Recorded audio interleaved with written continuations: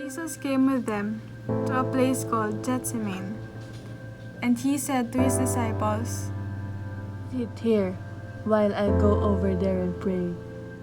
He took along Peter and the two sons of Zebedee, and began to feel sorrow and distress.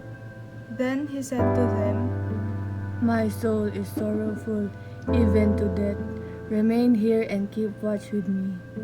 He advanced a little and fell prostrate in prayer, saying, My Father, if it is possible, let this cup pass from me. Yet, not as I will, but as you will. When he returned to his disciples, he found them asleep. He said to Peter, At night, Jesus comes to the garden nervously. Something was bothering him. Jesus sees Peter and the other two of his apostles. So you could not keep watch with me for 1 hour. Watch and pray that you may not undergo the test. The spirit is willing, but the flesh is weak. Rowing a second time, he prayed again. My Father, if it is not possible that this cup pass without my drinking it, your will be done. Then he returned once more and found them asleep, for they could not keep their eyes open. He left them and withdrew again and prayed the third time, saying the same thing again. My Father, if it is not possible that this cup pass without my drinking it, your will be done. Are you still sleeping and taking your rest? Behold, the hour is at hand when the Son of Man is to be handed over to the sinners. Get up, let us go. Look, my betrayer is at hand. Master, what has happened to you? Should I call the others, Lord? No! I don't want them to see me like this. Are you in danger? Should we flee, Master? Stay here, watch and pray. What is wrong with him? He seems afraid. He had spoken about danger while we ate. He mentioned betrayal. Jesus finds out that Judas betrayed him by telling the high priest about where he is hiding. 30, Judas.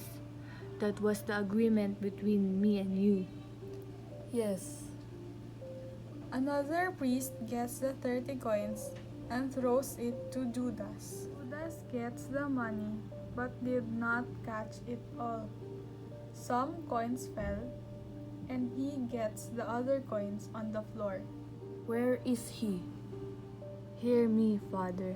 Rise up and defend me. Save me from the traps they set for me.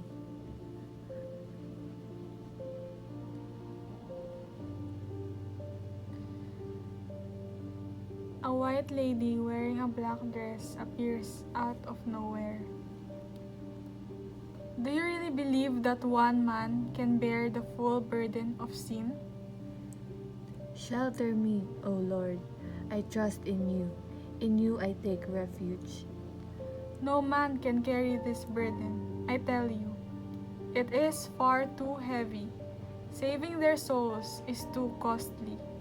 No one, ever. No, never. Father, you can do all things. If it is possible, let this chalice. Di ko alam. Ay, mali. Father, you can do all things. If it is possible, let this chalice pass for me. But let your will be done, not mine. Jesus closes his eyes and looks at the ground. Who is your father? Who are you? Jesus whispers nervously, and the snake appears from the girl's dress. The snake goes to Jesus and touches him. Jesus suddenly stands up and looks at the lady and steps on the snake.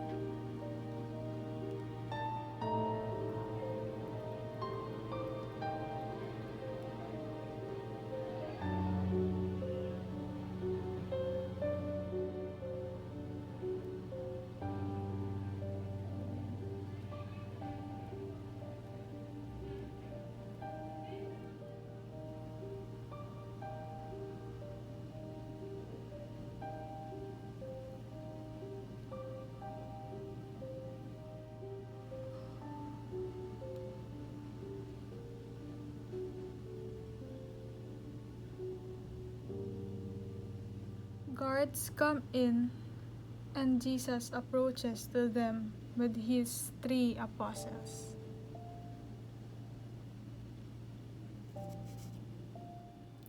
Who are you looking for? We are looking for Jesus of Nazareth. Judas tries to run away from the guards.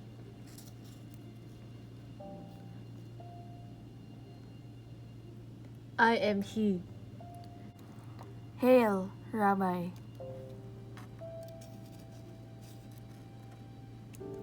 Judas, you betrayed the Son of Man with a kiss. One guard touches Jesus, and a fight starts.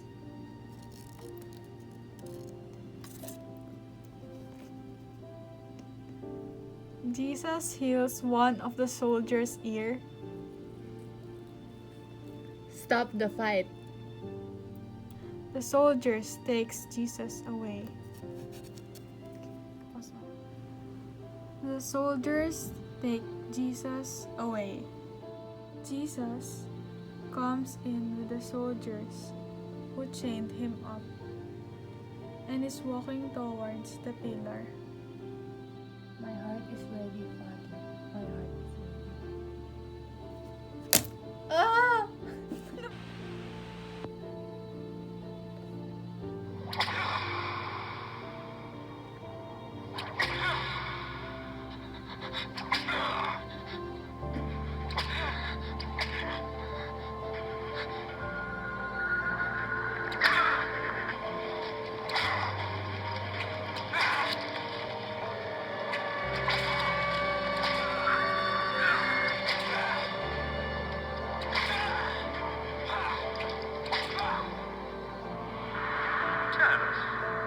Is it against our law for us to pay taxes to the Roman Emperor or not?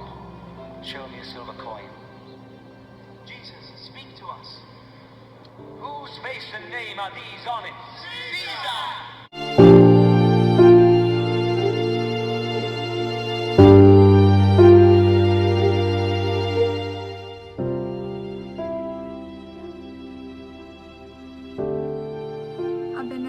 Comes in and says, Stop! Enough!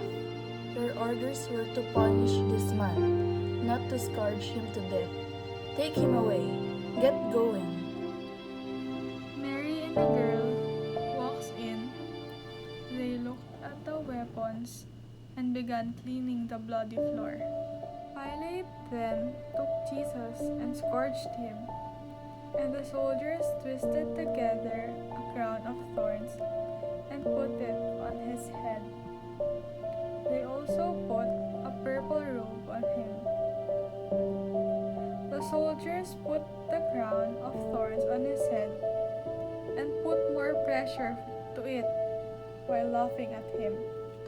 A beautiful rose bush. Look at him, king of worms. Hail, wormy king, a color fit for a king. And hits him on the head and slaps him. We're here to pay our respects, a leader for our brotherhood. They gave Jesus a red veil and gave him a long stick and laughs at him. Hail, King of the Jews! Behold, I am bringing him out to you, so that you may know that I find no guilt in him. Jesus comes out wearing the thorns and purple cloth. Looks at Jesus, who is bleeding, and the crowd were shocked by his appearance. Behold the man. Crucify him! Crucify him! Isn't it... Sige. Isn't this enough? Look at him.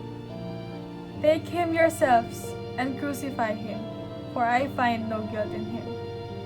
We have a law, and by that law, he ought to die because he made himself out to be the Son of God. Crucify him! Crucify him! Therefore, when Pilate heard this statement, he was even more afraid. And he entered into the praetorium again and said to Jesus, Where are you from?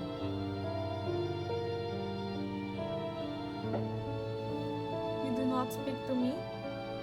Do you not know that I have the authority to release you, and I have the authority to crucify you? Speak to me. I have the power. You have no power over me, except what is given you from above. Therefore, it is he who delivered me to you who has the greater sin." As a result of this, Pilate made efforts to release him. But the Jews cried out, saying, If you free him, governor, you are no friend of Caesar's. You must crucify. "Crucify him!"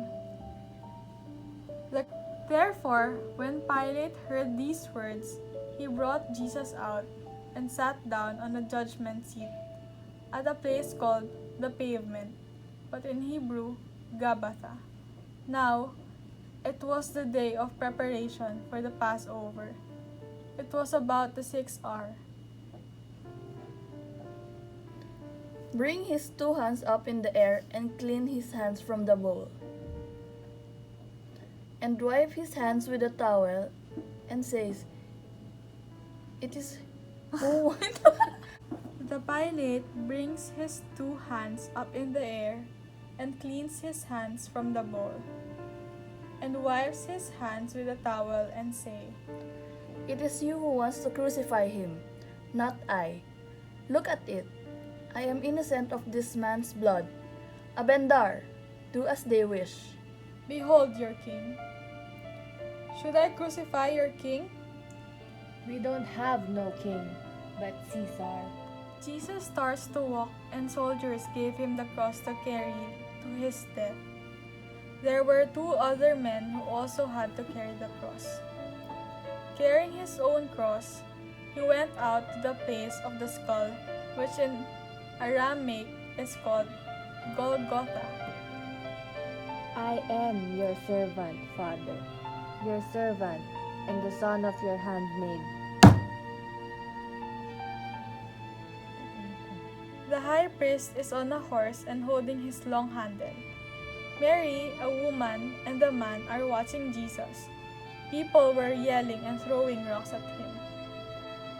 I am your servant, Father, your servant, and the son of your handmaid. Ah!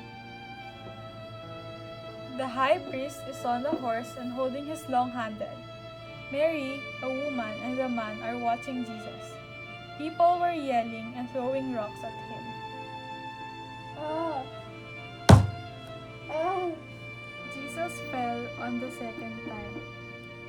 The cross hits his head and blood fell off from his mouth. Mary started to run towards Jesus. I'm here. See, Mother, I make all things new. Jesus carried the cross again, and for the 3rd time, he fell.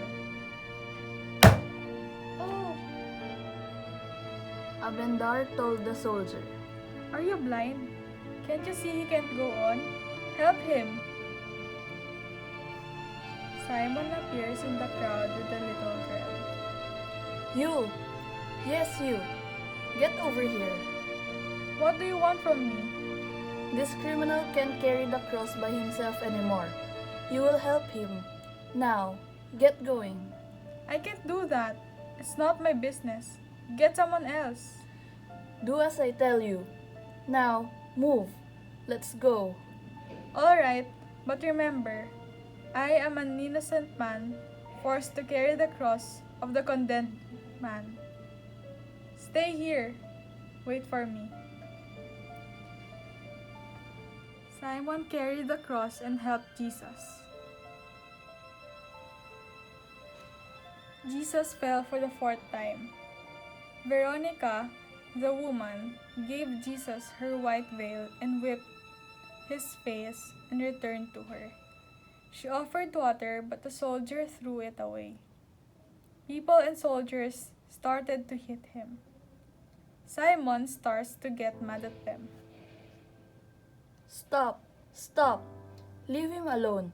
If you don't stop, I won't carry the cross one more step. I don't care what you do to me. Alright, let's keep moving. We don't have all day. Jesus fell for the 5th time. Simon told Jesus, Almost there. We're nearly there. Almost done. You have heard that you shall love your neighbor and hate your enemy. But I say to you, love your enemies and pray for those who persecute you. For if you only love those who love you, what reward is there at Get that? away now. You are free to go. Simon cried while leaving. Get up, Your Majesty. Can't you get up? We haven't got all day. The soldier removed his clothes and kicks him. Up! You are my friends. There is no greater love than for a man to lay down his life for his friends. I cannot be with you much longer, my friends. You cannot go where I am going. My commandment to you after I am gone is this: love one another as I have loved you. So love one another. You believe in me. You know that I am the way, the truth, and the life, and no one comes to the Father but me. This is my body, which is given up for you. Jesus had drank the wine and said, Take this and drink. This is my blood of the new covenant, which is given for you and for many. For the forgiveness of sins, do this in memory of me. You have heard that you shall love your neighbor and hate your enemy. But I say to you, love your enemies and pray for those who persecute you. For if you only love those who love you, what reward is there at that? Jesus said that to the people on the mountain. Jesus finally reaches the mountain with Simon. You are my friends. There is no greater love than for a man to lay down his life for his friends. I cannot be with you much longer, my friends. You cannot go where I am going. My commandment to you after I am gone is this: love one another as I have loved you. So love one another. You believe in me. You know that I am the way, the truth, and the life, and no one comes to the Father but me. This is my body, which is given up for you. Jesus had drank the wine and said, Take this and drink. This is my blood of the new covenant, which is given for you and for many. For the forgiveness of sins, do this in memory of me. If the world hates you, remember that it has hated me first. Remember also that no servant is greater than his master. If they persecuted me, they will persecute you. You must not be afraid. The Helper will come who reveals the truth of God and who comes from the Father.